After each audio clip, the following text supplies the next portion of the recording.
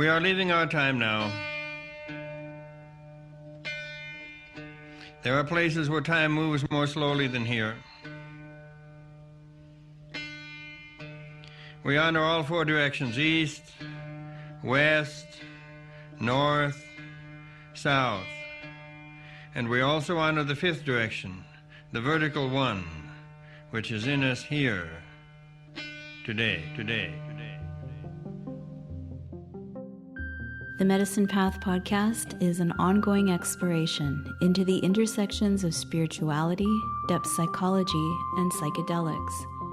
The Medicine Path is a wholly independent and listener-supported project, so please consider becoming a supporter at patreon.com/medicinepath or by subscribing and leaving a review on iTunes.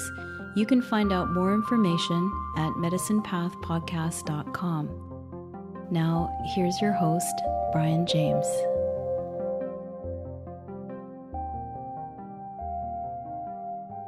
Welcome to the Medicine Path podcast. I'm your host, Brian James. The voice you heard at the top of the podcast was American poet, activist, author, and founder of the mythopoetic men's movement, Robert Bly, who died this past November 21st at the age of 94. Robert would often make this kind of announcement before reading a poem or story and accompany himself on his trusty Turkish lute, evoking the Islamic music and poetry that were such an important part of his professional and spiritual life. And by doing so, he's calling us into the liminal space of ritual and imagination, a space outside of earthly time and constraints. Robert loved the Persian poets like Rumi and Hafez, and he took up Sufism as a spiritual practice late in his life. The Sufis believe that after someone dies, their soul goes to the alam al-mittal, which is the imaginal world that lies between the material and spiritual planes. And there, the nafs, or soul, takes on an imaginal body and continues its spiritual development before ultimately graduating to the highest spiritual realm. And we here on the material plane can visit the alam al-mittal in our dreams, imagination, and ecstatic trance states. I'd like to imagine that Robert's nafs is hanging out in the alam al-mittal with the great poets and writers that he loved so much: Rumi and Hafez, Antonio Machado, Pablo Neruda, Robert Graves, Carl Jung, Rilke, as well as his old friends, Joseph Campbell, Marion Woodman, and James Hillman.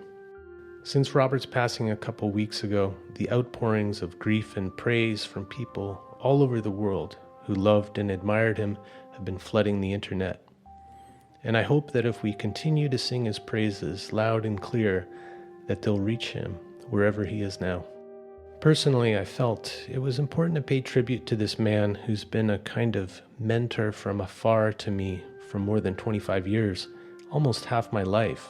So I reached out to some folks who knew him intimately, and I hope that their stories and first-hand impressions of Robert help to fill out the image we have of him with some color, shape, and detail. And I hope that that adds something substantial to his memory beyond the usual newspaper obituaries that have tended to focus on his literary achievements and the controversy around his work in the so-called men's movement. Through this series of interviews, I hope to leave you with a sense of what it was like to be with Robert's physical presence and gain an appreciation for the complex and beautiful man behind the staggering body of work. For this first episode, I called on English writer and storyteller Martin Shaw, who met Robert at the Great Mother Conference back in the 1990s. Robert quickly recognized Martin's gifts and took him under his giant wing, making him the resident bard at both the Great Mother and the Minnesota Men's Conferences. Robert called Martin a true master, one of the very greatest storytellers we have. Now please, join me and Martin Shaw as we pour out a libation for the late, great Robert Bly here on the Medicine Path.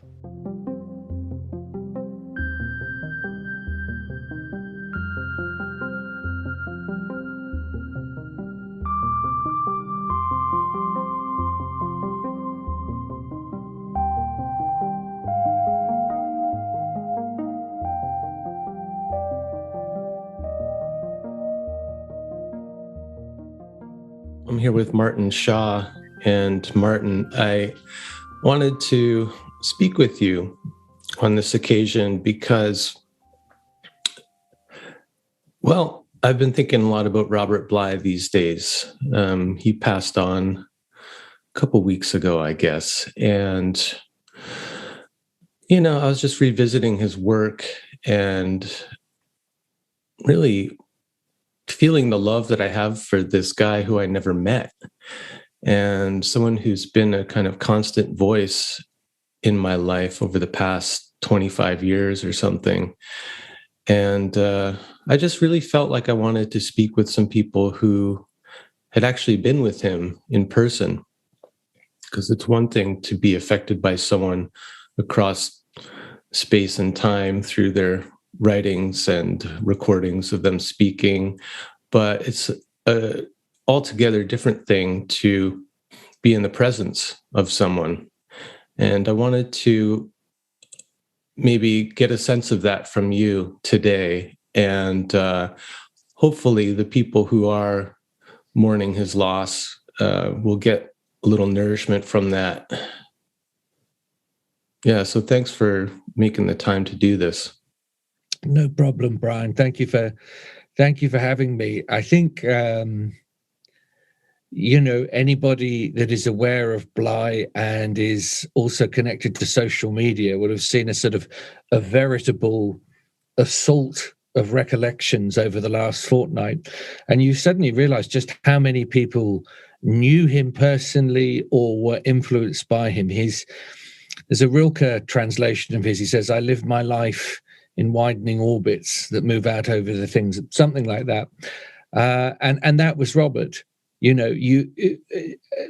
I was watching a documentary about Hemingway yesterday, and there was a writer, Tobias Wolff, actually saying Hemingway shifted all the furniture in the room for young writers.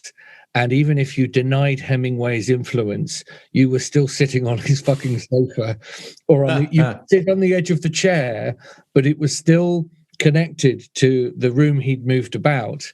And I thought, oh, that's Robert Elwood Bly. That's what Robert did for a lot of us. Yeah, would you say that those spheres of influence were?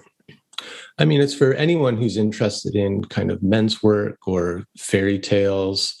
Do you feel his influence as a poet too? Yes, more so probably than the other stuff these days, because I was so suffused in that, leading the Great Mother Conference for just under a decade. It's the poems I actually return to again and again and again. That doesn't take away anything from his achievement with mythology and story, but he actually had a very fertile run as a poet in the last 15 years or so of his life. For me personally, the stuff I come back to is actually very early books in the 60s, and then actually this last great flood of tremendous work, which reminds me of there's actually a painter called Cy Twombly, Antonio Tapias, another painter, Picasso, of course. Great, late, mature blasts of work that seem to pay libation to everything that came before, but then burst into new ground. For anyone that didn't know him, he wasn't a letdown in the real. He was irascible, powerful, vulnerable, and always spontaneous. Absolutely spontaneous. You never quite knew what was going to happen every time you sat down with him. I remember, I think the last time I ever saw him, it was in the middle of winter in Minnesota, and we went for a meal. I think maybe there was a few of us there. Maybe the poet Jay Leeming, I think, was there. I can't remember. Thomas Smith, his secretary, Ruth, and Robert. And we're having this meal, and by now, Robert, his memory isn't great. So the thing to do is to bring with you copies of Yeats and Neruda and Machado and, Galway and all these other masters. And you just keep putting the books in front of him. And he'll go out, this is what's wrong with this poem, or this is what's right. And watching us at another table, clearly there's a business meeting going on. But one of the businessmen has spotted who's in the restaurant with me and the rest of us. And he's gone absolutely ashen white. And he gets up and he leaves, the meeting is abandoned. He walks over to the table and he says, "Mr. Bly, you won't remember me, but in 1969, you came to St. Olaf's College, Minnesota, and you actually came to the edge of the stage because you knew students were broke, with boxes and boxes of the book that had won the National Book Award, The Light Around the Body, and I got a copy. I never forgot it. I never forgot you. And last night, for the first time in 50 years, I started to write poems again. And I can't live another day if I don't admit that one of those poems is in my business case. Can I read it to you?" Oh, wow. Now, that is a brave man. That's a brave man because, Robert doesn't have a filter or diplomacy when it comes to art. You're going to get it. Yeah. You're going to get entirely what manifests in him at that moment. And I think the guy had realized quite how high the stakes were. But I remember him walking across the restaurant, getting the poem out, in my imagination, at least his hand is shaking. And he reads this poem. And then there's a quiet. And Robert looks at him and says, "That's the greatest poem I ever heard." And the guy actually wobbles, as if he's about to lose his balance. And just goes down and sits at his table. And he looked as if he had witnessed some dimension of blessing it's difficult to talk about, which of course he had.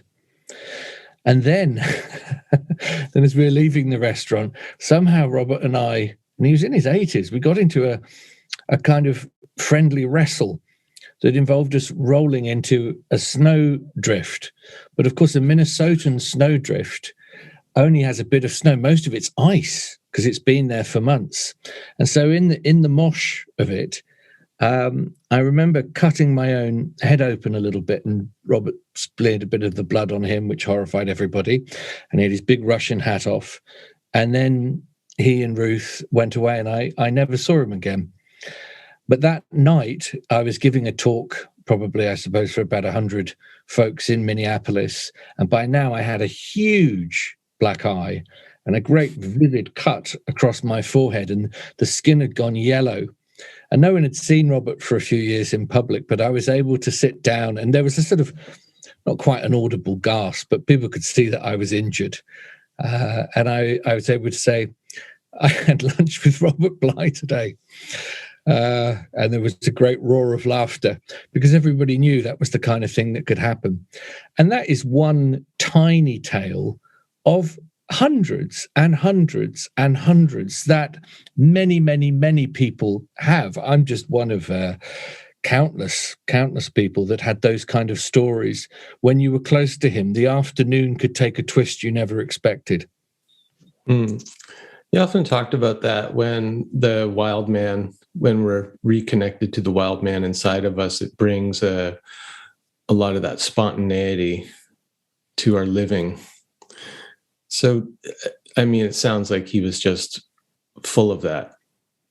Yeah, if you were boring and if you were talking to him and it was getting boring, if there were flowers or plants nearby, he'd reach over and just start eating the plant or eating the flower, just to let you know that too much sobriety, too much Saturn had entered the conversation, and we needed Hermes. He was a great Hermean figure. You could argue with Robert, and if you could handle it, because when he would turn when you turn both barrels on you, you've got to be strong as an ox to survive that. But if you can, on occasion, mid-argument, he'd go, "I've changed my position. You're right." And he'd soften. And that was an extraordinary quality. I've probably said this before, and it's not for me. Someone else said it, I think.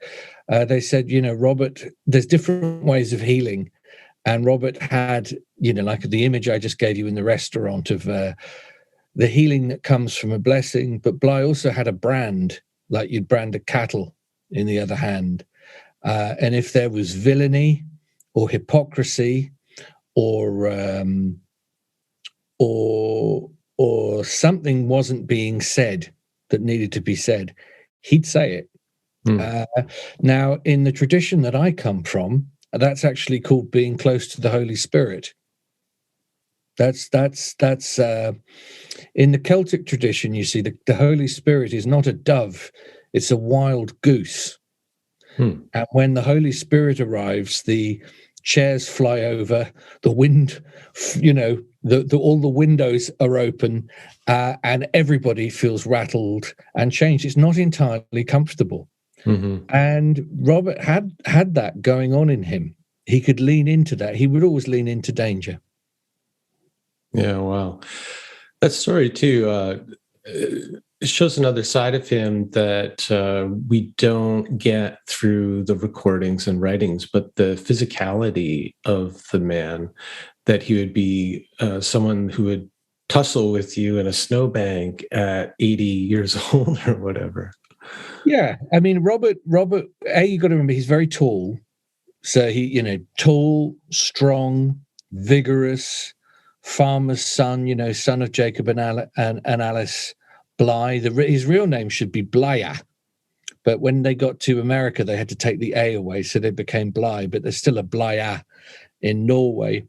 He was vigorous. I remember the first time I met him at the Great Mother Conference.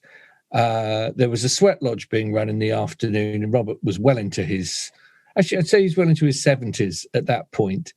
And you don't expect to see your great illustrious leader wandering around in nothing but a towel and bits of hay over his face and stopping to engage in conversations to the car for 45 minutes with very few clothes on, and talking about writing his dissertation on Yeats.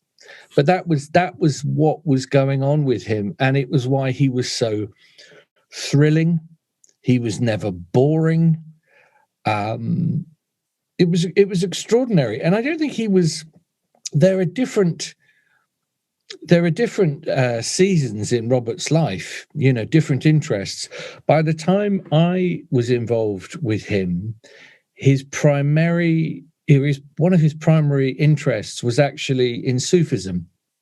And one of the reasons that I felt that the conferences were losing some of their energy was that we were having too many, I suppose, what you would think of as religious or spiritual teachers, and we no longer had a story as the backbone from the beginning, the middle, and the end of the thing.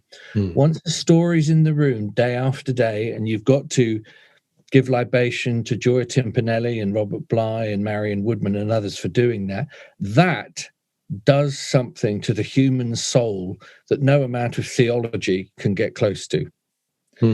But I have to say, my first experience of the conferences were that I'd arrived at the end of something great, but it was the end. So I then had, when I took on more of a leadership position, I actually went back. I spoke to a lovely man who did the sound, Robert Smith. I said, Robert, can you get me the recordings from the early days? Let me hear the uncensored 1978, 1979. Show me the mayhem. Let me find out what the quixotic firebrand energy of this conference was, and it really helped. Robert initially was not really a great storyteller. What he was very good at was the exegesis of the stories, but he was too casual in the telling, and that's why.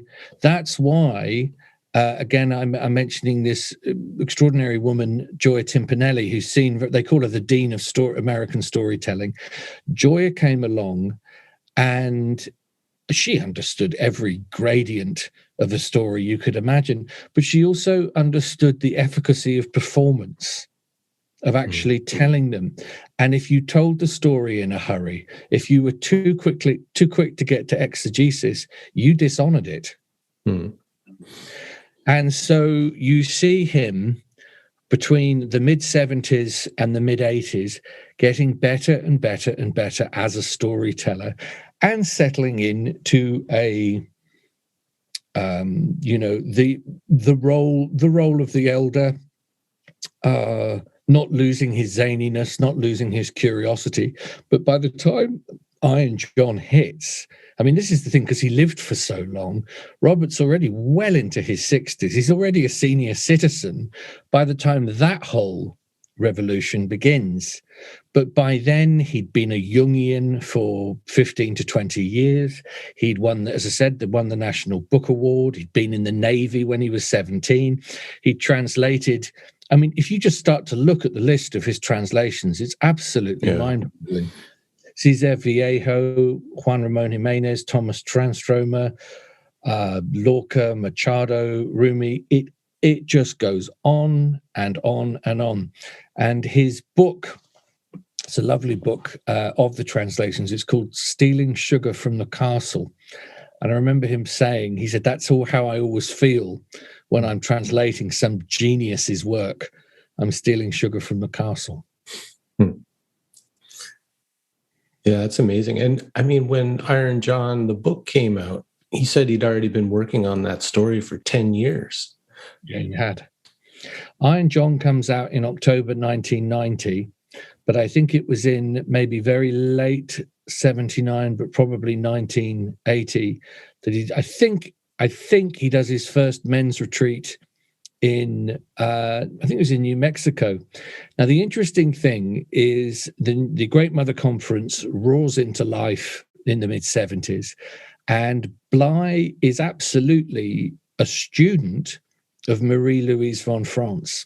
And I everywhere I go, I'm always petitioning for Marie-Louise von France, because without her, the structure of Iron John in the way that we understand it wouldn't exist. It's her patent, basically, now, which is story, exegesis. Yeah, to break up the story and put the exegesis after these little vignettes. But so did he actually study with Marie-Louise von France, or was it through her writing? No, I think it was through her writings. He saw Joseph Campbell in I think it was Toronto in 1975, and Campbell was bringing together his immense canon of work on both mythology and its relationship to initiation. And that was a huge light bulb going on for Bly. And then later on in the 70s and in the 80s, Bly and Campbell worked together regularly. And, you know, Bly was an old lefty and Campbell was an old righty, you know, but they Bly always loved Campbell. I'll tell you a story nobody knows. I was once at a conference and I was walking past the shop where they sell all the sort of CDs and books. And in the dark, I could see this huge figure kind of stumbling around in the shop. And I thought, I better go in because I don't know who's in there. You know, you're not meant to go in other than between 4 and 6. And I go in, and in the half light, there's Robert, and he's holding about 100 hours of lecture CDs of Joseph Campbell, and he's putting them under his coat. And he says, "Tell no one," and leaves. And he never lost his love for Campbell. The thing about Joe Campbell, and it's the same for Bly. If you've really achieved something, then people grow suspicious about you because it becomes simply too popular. People are always going to harp on about Mircea Eliade, but they're embarrassed to talk about Campbell because Campbell had a range of influence and success that's so mind-boggling. It's embarrassing to admit to its influence. It's like, you know, everyone I know claims the first record they ever bought was the Velvet Underground. No, it wasn't. It was Led Zepp 2, and we all know it. You know what I'm saying. Yeah. And so it took Robert time, but in the 70s, I think he might have met Marie-Louise von France. Someone will know, but he was certainly books like Shadow and Evil in Fairy Tales, her work on alchemy, Then, as I said, him working with the storyteller Gioia Timpanelli, and he was a good Jungian. He ran a course, I think, in his town, a small population, where he said, what does Jung mean to Madison, Minnesota? And people came along for 10 weeks. He was a very, very quick study. He could eat and absorb information and all sorts of spiritual disciplines very quickly. Yeah, that's that mercurial quality, being able to flight about and connect things, and Mercury being the friend to all gods and to people. And just picturing him with Joseph Campbell. I mean, they just seem like such different kinds of guys. But yeah, I guess it worked somehow. It did work. And I mean, what people do forget is that Bly's a Harvard graduate. He's born into, I think, probably second generation Lutheran Norwegian family. And somehow in the middle of that, after enlisting in the Navy a year early secretly, by 1947, he's in Harvard. Robert Creeley had been there the year before. And I remember him saying that there was a sort of heroic mood because we'd just won the war. And it meant that the standards of the poets was going to be high. So he came out of it with initially a kind of a Herculean awareness of his own gifts that is then beautifully counterweighted by a complete lack of success for quite a few years, which I always feel is a big part of the weight of Iron John, is that you can just somehow tell that even though this is, a great teacher and a great man explicating this tale, he knows a lot about solitude, he knows a lot about failure, and he's made hard decisions and lived in the consequence of those decisions. And he absolutely had. Yeah. But so Campbell and they're not quite as unlikely bedfellows as you may imagine. Robert was very disciplined. He stayed with me in my house in England, and I had the delight of, when he'd gone, he'd written lots of notes in my study. So to this day, everywhere I look, there's these little gnomic scripts, and Robert would make lists for the things he was going to do that day, and he'd do them. I remember he brought with him a copy of On the Road by Jack Kerouac, and he'd always been incredibly rude about Kerouac. And I said, "You're reading it now?" And he said, "It's incredible." And I was like, "Yeah, it is, isn't it?" After kind of publicly talking about how Kerouac just drowned himself in alcohol and never... Yeah, and of course, all of those things are true. All of those things are true. But he could still appreciate that amazing work on the road. Yeah, I love that, and that's something that always strikes me about him, is the way I described it the other day was I see him as kind of like a full spectrum man.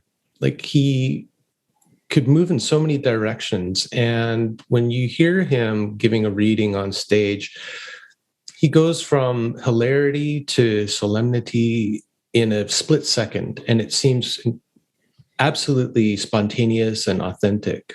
Like, when I hear other people who are working in that realm, sometimes it feels to me like the kind of gravitas is performative. Like, we have to take this stuff seriously, and that sets a certain tone. And it feels kind of forced to me or something, or a put on. But with him, everything just seemed to erupt spontaneously in the moment. And I get so much kind of joy and juice from listening to him in action. Your instincts are entirely correct. That was what it was like, and that was what he was like. He'd always honor the mood of the moment. And if he turned up and suddenly there was grief in him, he'd just say it.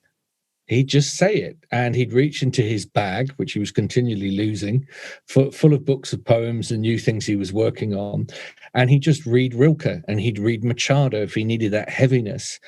But if he wanted to move up into the lofty heights of the Nightingale, we'd get a morning on the Troubadours. And that's what happens when you have been, thoroughly stewed for many, many years in great art. There's a phrase that alchemists use. It's called vas bene clausum, and it means the well-sealed vessel. And Bly was a very well-sealed vessel. There weren't too many cracks in him. And he could be playful. He could be absolutely senatorial when it was needed. But yeah, he was always the most interesting game in town. He'd have rows. People would not speak to him for years, and then they just couldn't resist showing up again. I was, as I said, at the Great Mother Conference, where he had far more profound and long-lasting friendships than he did with me. I'm thinking of people like Fran Quinn and John Rosenwald and Ann Arbor and Rita Schumacher. I mean, it goes on and on and on. There's too many names for me to list. But it would be hard to turn from him. To tell you what it's like, okay, here's a story that many people know, the story that Michael Meade made famous, the story of the Firebird.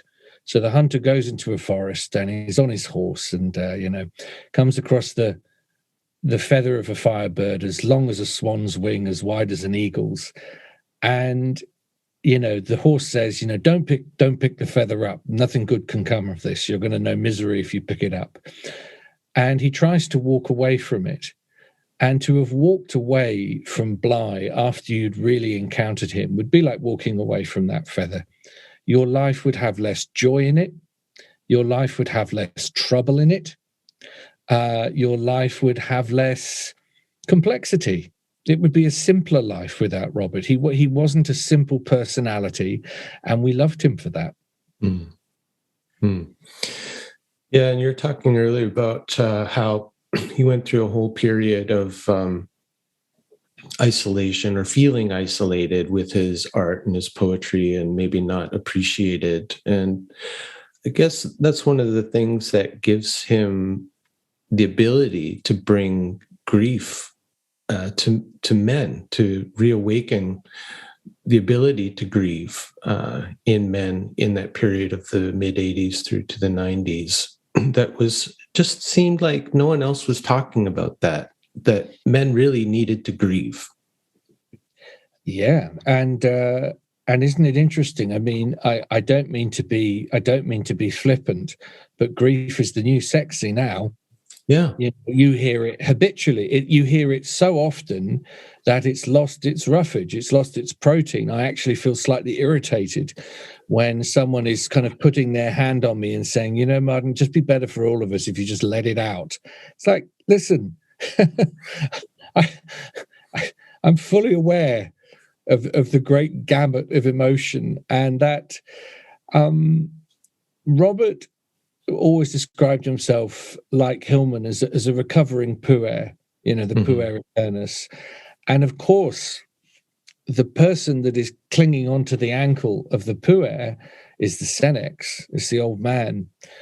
And Bly really did a good job with his discipline and his labor and his footnotes and his regularity at the desk, no matter what he was feeling like, to honor both the jubilance of the puer and the sobriety of the senex. And that's what makes his work so staggering. It's very disciplined. That's the interesting thing. Although on stage it looks like everything is happening on a whim, and it was, you can only relax like that when you've done an enormous amount of interior study every day before that moment. Mm-hmm. So that was always what was going on. He could relax because in every single pocket he had gold. Yeah, you always get these moments when listening to him, doing a lecture or being interviewed by someone like Michael Toms in that great series that you can still get. he just seems to show up without an agenda and just kind of asking, all right, well, where should we begin? What do you want to talk about? And I get the sense that, it's all of the hours and hours and hours of preparation that goes on when he's in his cabin, when he's doing his study, all of that allows him to show up with the confidence just to say, okay, what's happening now? What's needed now? It's amazing. Yeah. Yes, and I think friends that really knew him knew that Robert was only going to go to where he was interested, and so could you imagine the fortune he could have accrued forever and ever and ever after I and John doing Let's Meet the Wild Man weekends? Oh yeah, and he just said that is an inelegant yoke to put on the neck of that beautiful, mysterious Dionysian beast. And so he then did a great job of writing a book that no one wanted to buy, which of course now everybody admits is prophetic of this exact moment we're in. He just wrote it 25 years earlier. So yes, he was never. I've sat on stage with him many, many times, and so I would have a sense of, the only prep was what lived in his mind at that moment, and the books in his bag, and the thing he would do that well, and anybody that knows him knew that he would do. He'd suddenly say to the audience, "Are you bored now? Do you want to think? Should we talk about God? Do you? Who here has something terrible to admit?" He would just he'd aikido the moment over and over again. He'd jujitsu every single room that he came into. And that is absolutely extraordinary. There is nobody, absolutely nobody of his generation that was like that. But it would also be a fallacy, though, to say that Robert just pulled stuff out of the ether. He was a very good student, and he'd fully admit this. He'd say, well, these poems that I've written now are indebted to Hafez and Rumi. These poems, I did this when I was thinking about Pablo Neruda. So he never tries to cover his tracks in terms of his influences. Again, you see, that for me is a huge maturity, and it makes me trust that person, because a lot of people do anything they can to pretend that they just produced it out of their early morning meditation. It's nonsense. We all do that. And then later in his work, he wrote a lovely little book called Gratitude to Old Teachers. And I read that last night. The clue's in the name. Gratitude to old teachers. Could we have a bit of manners, please? I wonder why, in the fortnight since he died, I've been thinking a bit about, well, how did I know him, and how did all these things happen?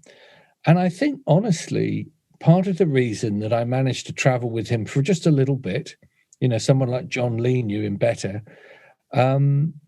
is because I just knew how to talk to him, and I was very respectful, and he knew that I adored him, but I already had a father.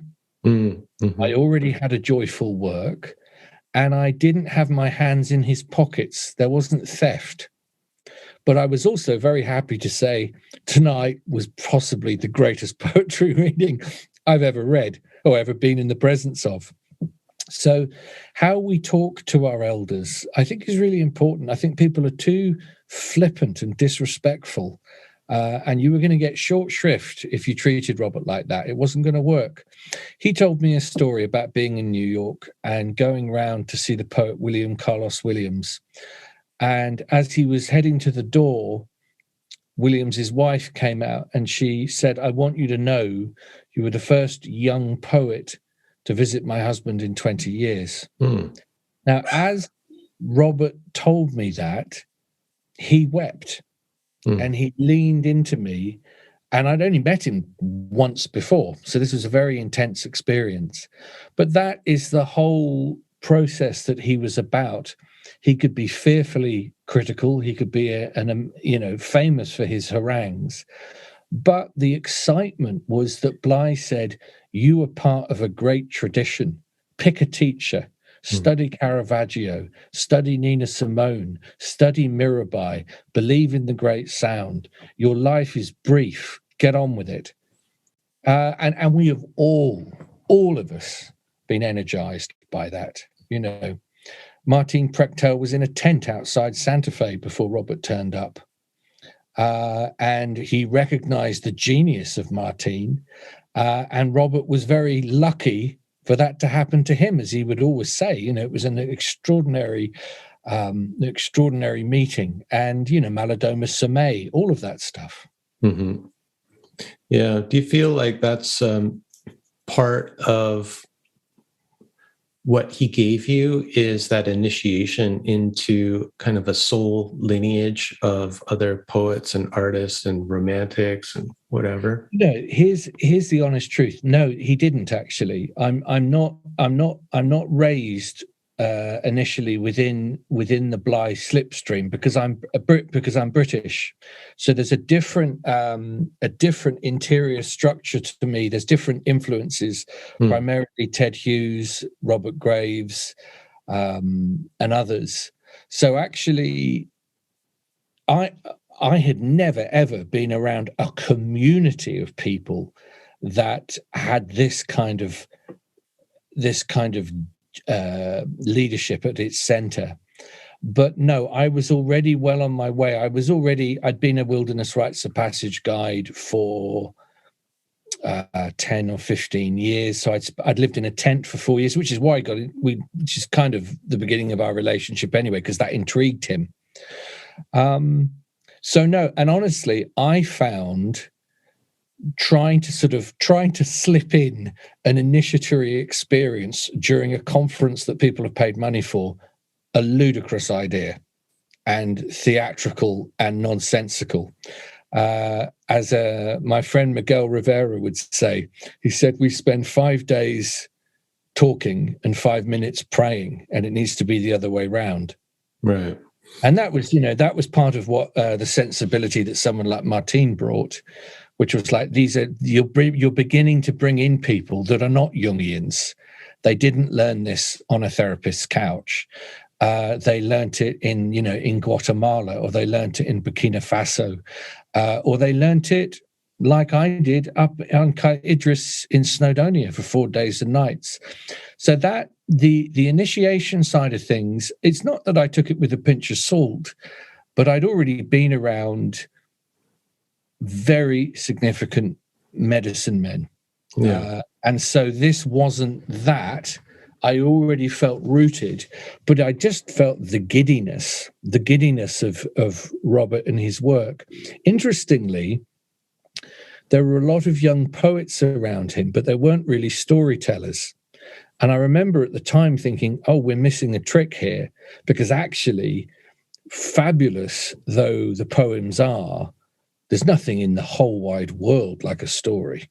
Nothing beats a story. And there was a deficit. And I suppose I was lucky, because I managed to, just do that. Yeah. I guess, when I'm thinking about initiation, maybe not in so much like a kind of formal sense, but maybe it's closer to what I'm feeling, just to say, like, listening to Robert in some way gives me permission to be beautiful in public. Yes. Do you know what I mean? Yes, I do. Which to me, coming from like the background that I do, where no man dares to be beautiful, very blue collar, very repressed emotions, except for anger and sarcasm.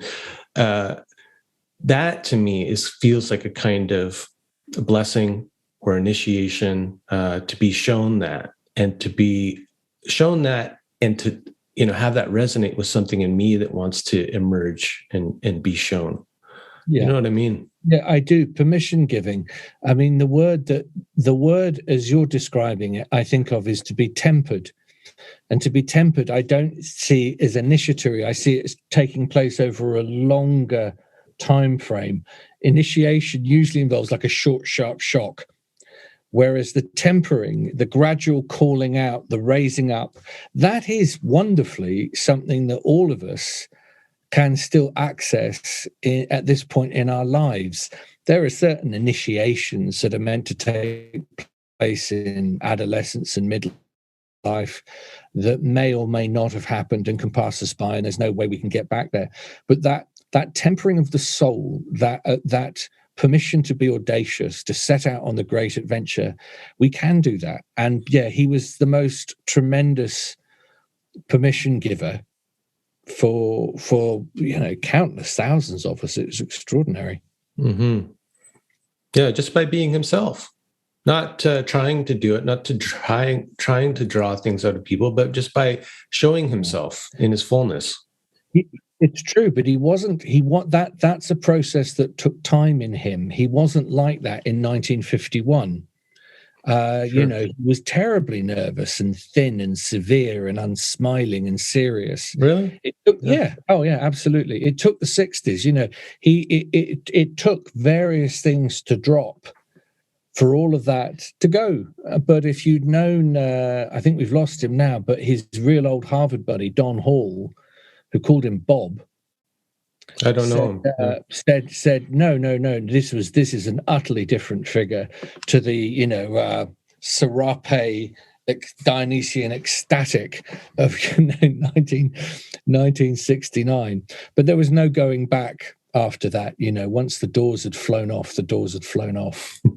So yeah, to think of him as kind of thin and reedy and maybe overly intellectual or serious or something like that is wild. But yeah, in the middle of that happened the Vietnam War, which affected him very deeply.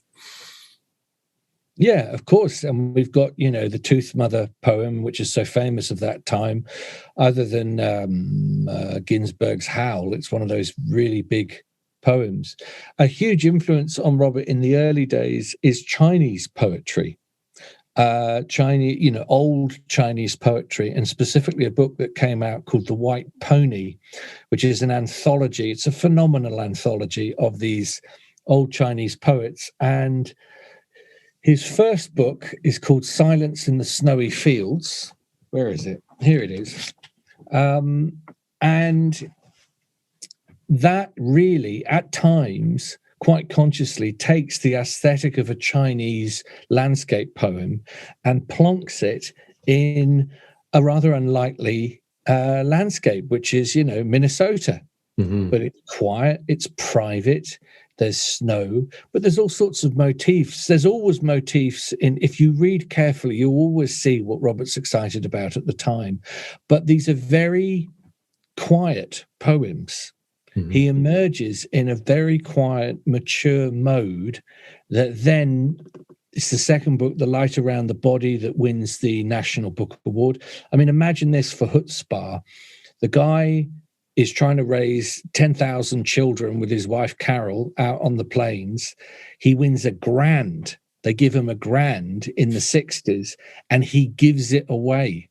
He gives it to the Native American resistance. He does it on stage. Someone comes up and collects the check. He managed to find someone who had a suit that he could borrow.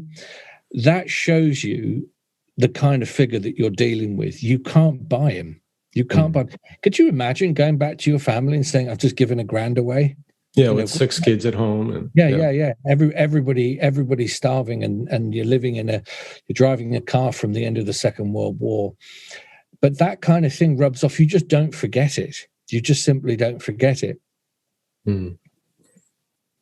Yeah, so many of his poems. I was looking at some of his last period last night, and they're almost like haikus in their like beautiful kind of simplicity, where he's talking about the cornfield or the snowdrift getting closer to the house, and like you said, they're so like quiet and like pristine, and yeah. Let me read one. Yeah, please. One. So this is, if he's listening, this is for a mutual friend of Robert's, a man called Mike Quam, who loved these early poems. I am driving. It is dusk, Minnesota. The stubble field catches the last growth of sun. The soybeans are breathing on all sides. Old men are sitting before their houses on car seats in the small towns. I am happy. The moon rising above the turkey sheds. The small world of the car plunges through the deep fields of the night on the road from Wilmar to Milan.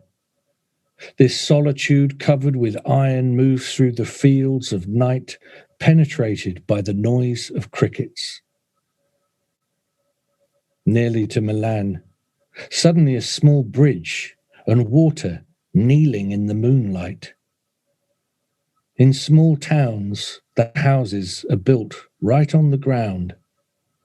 The lamplight falls on all fours in the grass.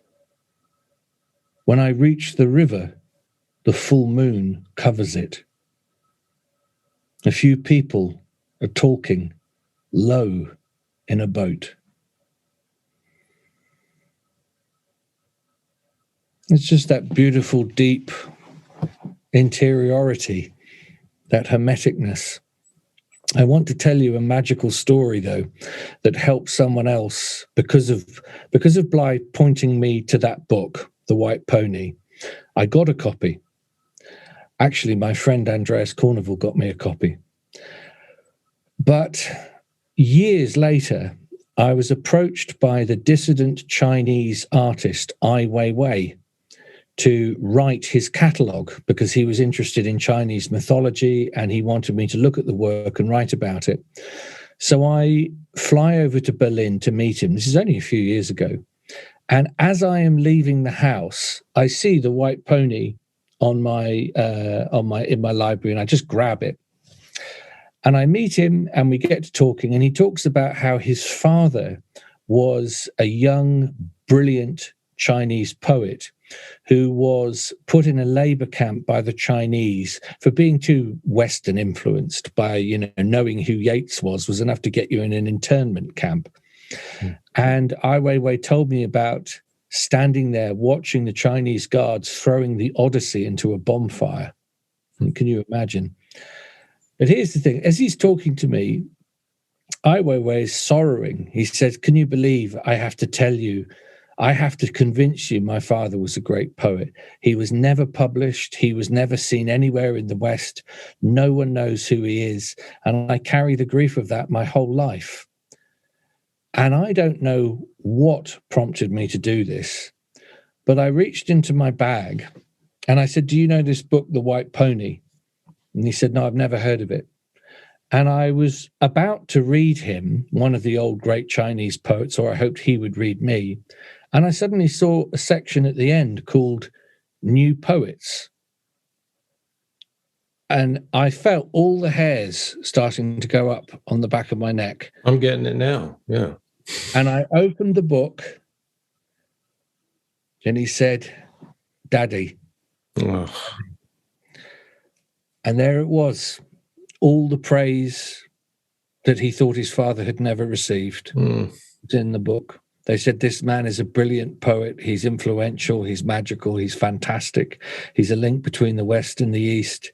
I tell you, all work in the studio stopped. All the studio engineers, everybody just came and sat round us in a circle. And Ai Weiwei got to read the poems of his father he never knew were published. It was a breathtaking, healing moment. And it was interesting, actually. It's never occurred to me. The first thing he ever said to me, he said, do you carry the bones of your father? And what I should have said is, no, I carry the bones of yours. And they're in this book. It's so intense. It was so intense that I called a taxi. I said, right, I'm going to go now because this is what you call a peak experience. Yeah. And I got dropped off at Berlin airport about 7 hours early, and I just sat there with my mouth open. But if it hadn't been for Robert being so influenced by the White Pony, I never would have bought the book. My hand would never have reached for it, and I never would have been able to help let something be set free in Weiwei that day, most unexpectedly. That strange world. Amazing. Yeah. Well, it's like where you started, was it Rilke, with the ever-widening circles? You know, we have no idea where those circles are going to touch others. No. So you just got to like throw your own into the pond, I guess, you know, without any expectation of a return. I feel closest to Robert, not when I'm telling a grand old fairy tale that he would have no doubt loved, but when I'm in an area that I've never been in before as a writer. I look back at my own books, and there's a book called Scatterlings, there's another book called The Night Wages, and a few others. No one could have written those books but me. That's just how it is. Mm-hmm. It takes a while to get there as a writer. And so it's interesting, the moment, whenever I feel less obviously influenced by Bly, is often the closest I feel to him, because you're then in the ground that he always pursued, where he wasn't afraid to let his influences be seen, but the great innovation and the furnace of his mind always pushed it into somewhere else. Yeah, that's so key, I think, is that what inspires me most about him is his authenticity. And that doesn't inspire me to be more like Robert Bly. It inspires me to be more like myself. Yeah. And there's that thing about permission again, you know, permission to be yourself, to show yourself, to share what you have to offer the world, and not be afraid to show your tracks, you know. It's interesting. I mean, you were talking about the haiku form and the early stuff. The big poetic form for Robert in the last few books is something called a ghazal, or a ghazal, as he used to call them, which is really a Persian name for love poem. And it was a form that was developed primarily in Persia and India. But he really, really finds something in two books, The Night Abraham Called to the Stars, and another book, which I just love, called My Sentence Was 1,000 Years of Joy. And what Bly managed to do is a very typical kind of thing that he was able to do. He took a Persian poetical form, but brought it into the consciousness of a northern landscape. So he writes Persian ghazals, but they have Odin in them, and they have ravens in them, and they have all kinds of secreted little poems and love messages to Ruth, his wife. You know, he was a great lover. He was, you know, there was a very much that appreciative consciousness in him. Mm-hmm. What's the form of the ghazal? What makes it a ghazal? Well, the idea is that, as far as I am aware, is I associate that word with songs. Yeah. Well, I mean, you know, of course, Hafez would have been sung. You know, so you get maybe 3 or 4 lines, probably 4, I suppose, and then theoretically you change the subject. There's a lot more going on than that, and if you really want to, the really great one of the great companions Robert had was a man called Leonard Lewison, and Lenny was one of the great minds when it comes to understanding Sufi thought, and particularly Attar, Hafez, and Rumi. Lenny had absolute credibility in Iran. You know, but the book I'm trying to get at is called Angels Knocking at the Tavern Door. Mm-hmm. And that was the result of 14 years, I think, of work between Lenny and Robert, where the poems clearly have that kind of beautiful smear of how Robert would put it together, but it's absolutely loyal still to the theology of Hafez, and Hafez has a very particular theology. You can't just go in there and start cutting and pasting them. There's a rhythm and a reason to them. And Lenny wrote a wonderful long essay at the back. I must say, when that book came out, I was working 4 jobs, earning almost nothing, no book to my name. But when I knew it was happening, it was such an achievement, I felt. I don't know how I had the gumption to do this. I hired in central London St. James's Church in Piccadilly, where William Blake was baptized. I threw all my savings, everything, to hire this church so Robert and Lenny could come and read Hafez in William Blake's church. And they did. Can you imagine? Blake, Bly, Hafez. I mean, it was worth losing my shirt for that. Oh, yeah. Yeah. Well, I think maybe that's something that a lot of people don't know about him, is that later in his life, he got deep into Sufism. And I think he even found a teacher, right? He did, yeah, Dr. Nurkbash. Yeah. He thanks him in one of his poems, actually. That name came up, and I wondered if that's who it was. Yeah. No, I remember driving him into London to see Dr. Nurkbash, and very unexpectedly, Meatloaf came on the radio. Do you remember Meatloaf, the rock singer? Oh, yeah. And Robert, I love this. I love it. Turn it up. And he sang Paradise by the Dashboard Light with Ruth, actually, I think was in the car as well. And I thought, okay, now this is something I'm never going to forget. He sang along with Meatloaf. But of course, it's only a guess, but that would have probably been around the time maybe they were falling in love in the 70s. But it was beautiful. I mean, you get to Meatloaf, you get Sufism. Anything could happen at any time. He was reading all the Ted Hughes biographies when he was staying with me, that I remember, because Ted Hughes, and he told me this. He said he came to a conference in the mid-60s in London. Robert Bly, Ted Hughes, Allen Ginsberg, and drumroll, Pablo Neruda. Come on, what a lineup! Well, it's beyond all rational thought. And then he said something that really surprised me. He said at the time, Pablo Neruda was living in Essex. That's a bit like saying Neruda was living in New Jersey. You just wouldn't expect it. Yeah, it was rare bird in the in the countryside or something. Yeah. Wow. And he'd done some translations of Neruda, and Neruda said, well, that's very good, but if we earn any money from this, can you send it to my bookie? And he sent and I remember, I remember having gin and tonics, and he looked at me and he said, do you realize you're talking to someone who Pablo Neruda invited to come and stay with him, and I didn't go? What was I thinking? Even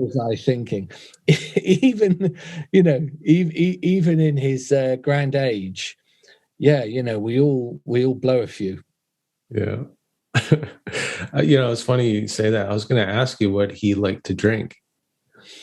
Well, we had it's a nice story, actually. I think I told you earlier, and I've intimated to you that Robert was famous with he had a poetry magazine called The 50s and then The 60s.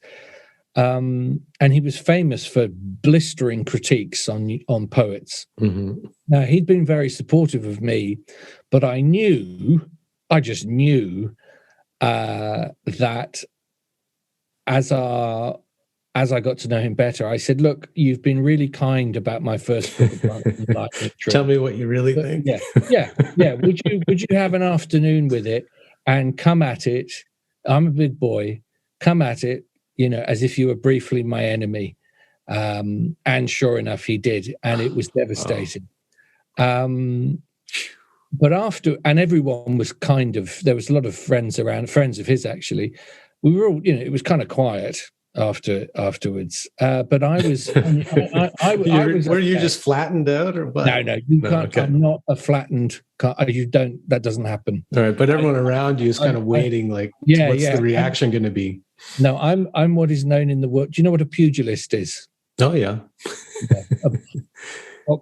Taking a few on the nose. Yeah. So that wasn't going to knock me over, because it was delivered with love, and I'd asked for it, literally asked for it. But we go into my local pub, the Exeter Inn, which is so old. It's where they arrested Sir Walter Raleigh and took him to the Tower. And we're sitting there. And I think Robert knows that he's delivered a lot of blows to a much, much, much younger man. I was only in my 30s. And he says, could I have a little bit of beer? I want every beer here in a little glass. So there's like 15 tiny little cups of beer. And they wouldn't normally do this. But I said to them, you don't know who this man is, but I'm telling you, and I'm your friend. Let's just let this happen, okay? So we end up in the back where they play darts, and Robert's got all these different beers, and we drink them, and he likes some of them, and he doesn't like others.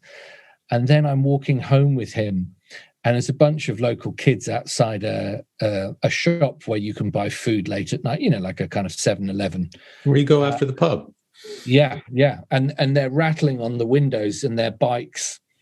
They're all surrounded with their bikes. And I'm trying to steer Robert past because, he's an elderly gent. But no, he wants to meet them. So he goes into the middle of them. And he's very, very tall, and he's got his big hat on. And they form this circle. And again, this seems like a dream sequence, but it's correct. It was midnight. I remember the Ashburton clock striking midnight. I remember the moon was out. And he looks at these children who could have had knives, and he recites Innisfree, the whole of Innisfree by Yeats. I will arise now and go to Innisfree. And then he gets to the end of it and claps his huge hands together, and off they go on their bikes. And that was just like that all the time.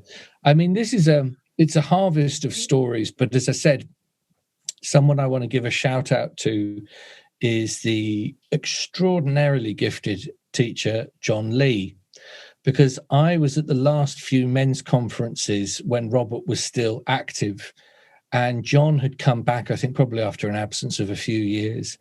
And the care he gave Robert, they were staying together and he'd drive him back and forth, was so beautiful and like a son and a father. It was very touching for me to see again as a younger man how older men look after each other as they get older, and they remind each other of funny things and sweet things and simple things. But I saw that a lot. So John's work really could flatten a men's conference. It was so powerful. It was so different to Bly's. Robert had these great kind of trills and flamethrowers and dragons, but John's stuff went straight into the life.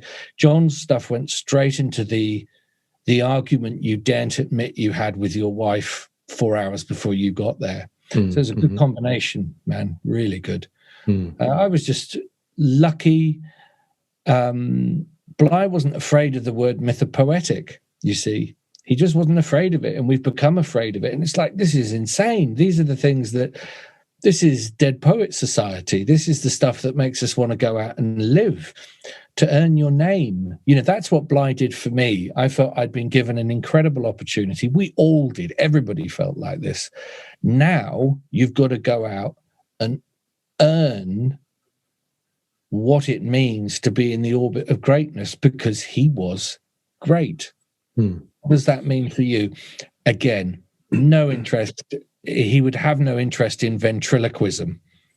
He doesn't want you to pretend to be him, but he wants to see you push out and take risks. Yeah. Yeah.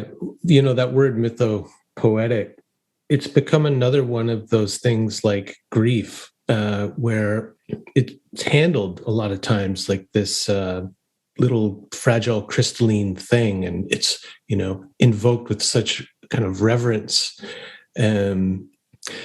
It lacks like the kind of vigorousness and meatiness that people like Bly approached myth, fairy tale, storytelling, poetics with. There was like a real kind of maleness about him, where it wasn't this kind of like, I don't know, daintiness or something, or what I'm trying to get at. I don't know. Yeah. It does. It can, in the wrong hands, it can lose its vigor. It can lose its vigor. And he was a very, a vigorous a vigorous figure. I asked him, actually, he used to teach back in the early days. He'd teach several hundred people in the morning, and then he'd go and do an afternoon workshop. Then he'd get up and do an evening as well. Now, I'm telling you, you are toast.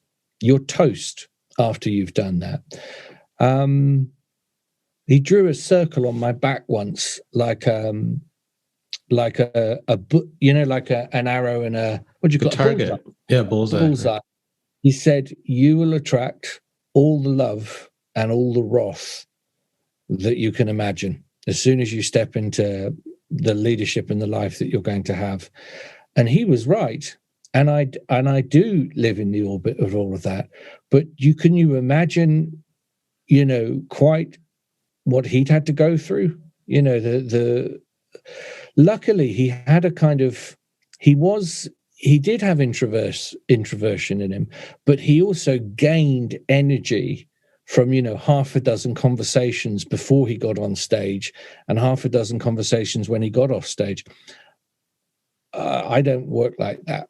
Once I'm done, I'm done. You know, I've left the best part of me. I leave it on the stage. Otherwise, I feel I let the story down or I let the idea down.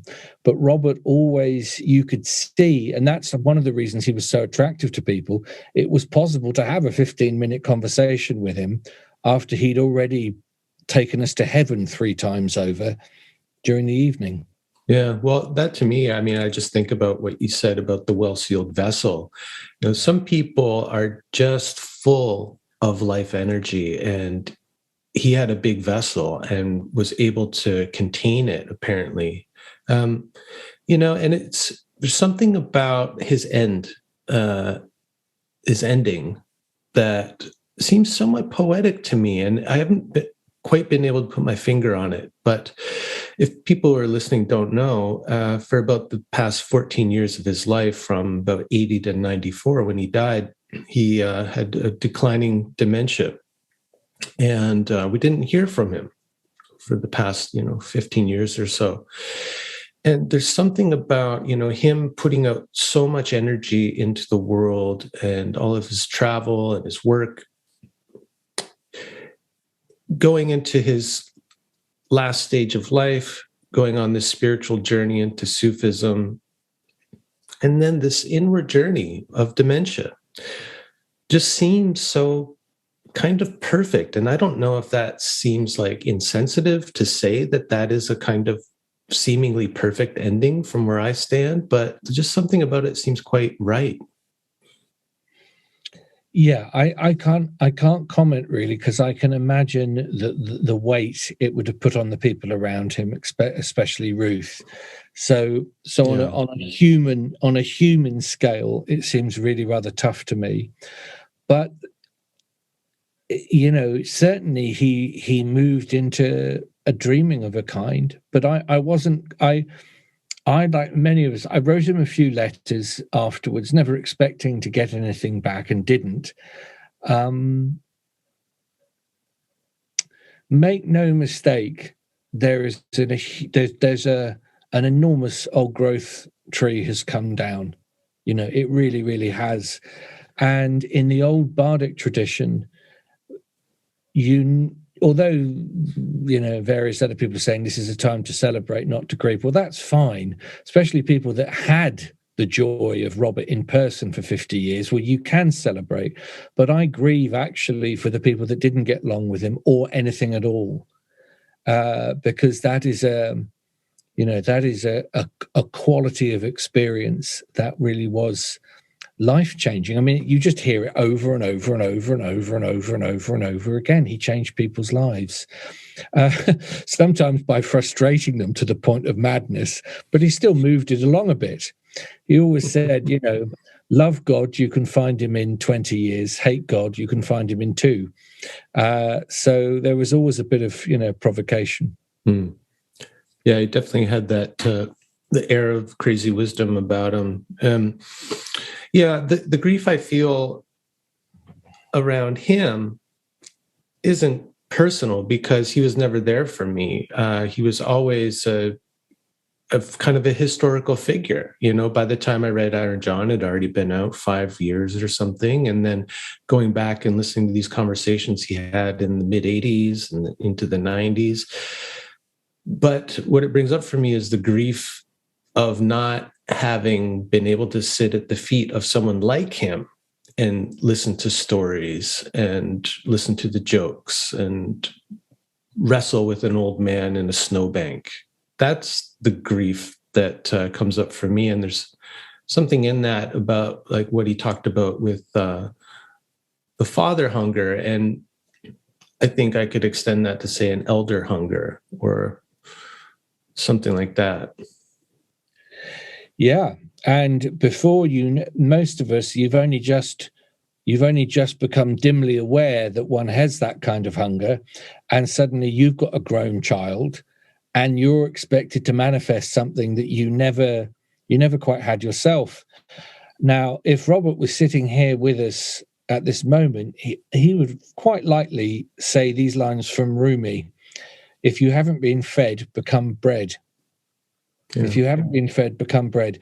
There comes a point, and Michael Meade is brilliant at this, and Hillman, of course, where you can't complain about what you did not receive forever if you have a copy of the Rag and Bone Shop of the Heart in your library, if you've got a YouTube channel with actually countless hours of Robert and those wonderful Olympian figures teaching.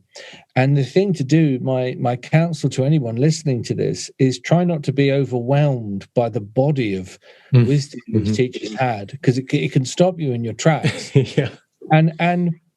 And each story is an acupuncture session.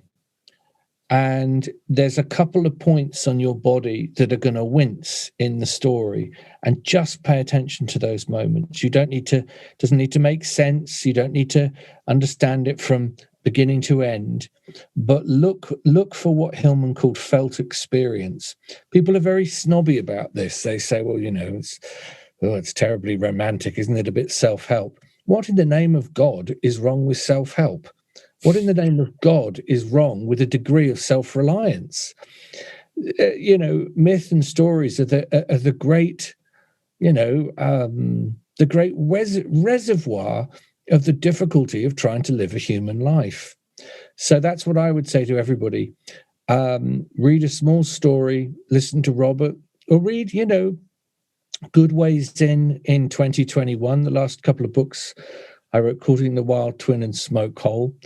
I write some very esoteric stuff, but those books in particular are consciously and lovingly part of the tradition that Robert is part of, and they're good. So go there, Mm-hmm. Yeah, that's great. I love that analogy of the stories being like acupuncture sessions, and where you wince. Ooh, pay attention. Something that wants to move there, acupuncture, but freeing up energy in the body, and these stories is being able to get in there and do the same thing. I was listening to him read a story called The Gnome, an old Grimm Brothers story. And, he did his thing where he stops to give the exegesis or allow something from the audience to come, or the person he's sitting with. He said, now, what part of that story touched you? And the person he was with said, one part of the story, but I was just thinking, oh my God, no, it was the moment where the brother is waiting to be hauled up in the bucket, and his other brothers cut the rope.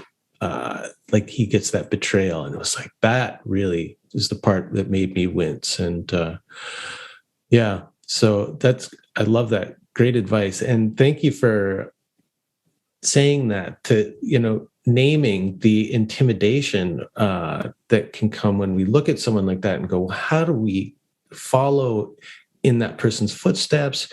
How do we dare try to bring something new to that? And I think a lot of people get really frozen by the body of work and don't feel they can add to it. So it becomes this thing that's frozen in time, and almost like a religion, like what people have done with Jung, and where they don't move it forward, and you get people like Hillman who are bold enough to say, no, like the work isn't done yet. It has to be responding to the spirit of the times as well. And so it needs to move forward. It needs to live. And so thanks for naming that, because it's something that I feel sometimes just like, well, what the hell do I have to say? It's all, these guys have said it all, man. Well, they did say an awful lot. But here's one of the reasons they said an awful lot actually is because they didn't just deal with intelligence, they deal with perennial wisdoms. The reason why fairy tales are so life-changing in their power is that, brilliant though he was, Robert didn't make that happen. He just connected to it and was an incredible vessel for it. And so the opportunity for all of us is not to get obsessed with the finger pointing at the moon, but to go to the moon. Yeah. Because that's where all the stories live, and all these delightful little details that want to tell you more about your life. I'd also like to finish with a counter image to what I began with the Firebird. Do you remember the Firebird feather? Mm-hmm. So for many, for a guy like Robert, his whole life was walking through forests, finding Firebird feathers. But that's not the only way in a fairy tale. Sometimes when you're lost, you don't find a Firebird's feather. You just find a little lump of bread, just a small little breadcrumb, a bit of plum cake. And it's not dramatic, and it doesn't feel like you've had a Mount Olympus experience, but you nibble on it, and it gives you just enough energy to keep walking for another day, and then another day, and then another day. And so that's my counsel to everybody, is just to take courage, and it doesn't have to be, as flamboyant. It doesn't have to be as explosions. Myth is a wild way of trying to tell the truth about something. There is, as I probably said to you before, there's as many ways of telling a story as there are weather patterns. And so the wonderful thing is, the tradition that Robert was such a faithful witness to just can't end. As long as people have heartbeats and imagination and fall in love with the wrong people and take risks, it will inevitably continue. Now, what always happens is, think about hip hop. There will have been people that were around Public Enemy, and they were around Jay-Z in the early days, and they'll say, well, hip hop will never be what it was. But that isn't going to stop a 16-year-old in Connecticut or somewhere else finding a new form, and the thing continues. There'll always be lulls, there'll always be surges, but Robert, and God bless him, Michael Meade, and all of those guys, and it's very hard for me at this moment, I can't do it, but there'll be so many people listening that knew Robert better than I. There's so many names, Gene D'Amico, Tom Werner,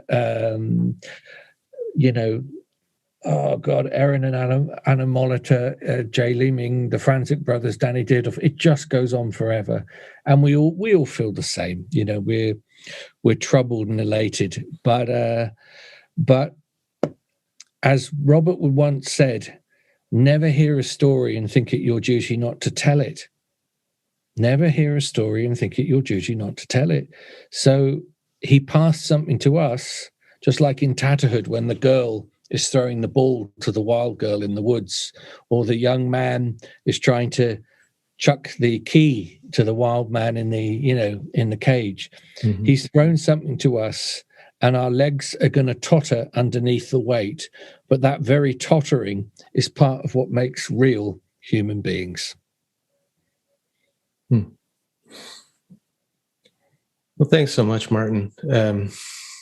It's been really nice to hear these stories and hear your reflections on your time with him. I'll be talking to Michael in a couple of days and get his side of things. And thanks for reminding me of John Lee too. I've talked with him before, and I'm going to reach out to him and see if he'll add to this kind of tribute to a great old man who has kind of laid some tracks down for us to follow along in, and then carry on. Yeah. If you speak to Michael, which you will, please, if you don't mind, just relay my respect and love for what he's done, and do let him know that there are thousands of people in Britain that have been, deeply helped and remain, really connected to his work. So, he deserves. He came in, they were the Cerberus, they were the three-headed dog, Hellman, Bly, and me. And Michael Mead more than kept his own with those two internationally recognized figures, and has become, a great elder, an example to all of us. Yeah, he's become a titan, and he's like embraced the online world. He's doing Zoom talks like every Friday night, man, and standing up and just delivering, like indefatigable. Talk about life force in that guy. Yeah, it's wonderful. And he still has that kind of cherubic face and the twinkle in his eye. Like, I just love him. I adore him. Yeah, good. Well, I'll pass that along. Thank you. Yeah. And we'll pass this along, and I'll let you know when it's out. All right, man. Take care. Thank Bye-bye. you. Bye.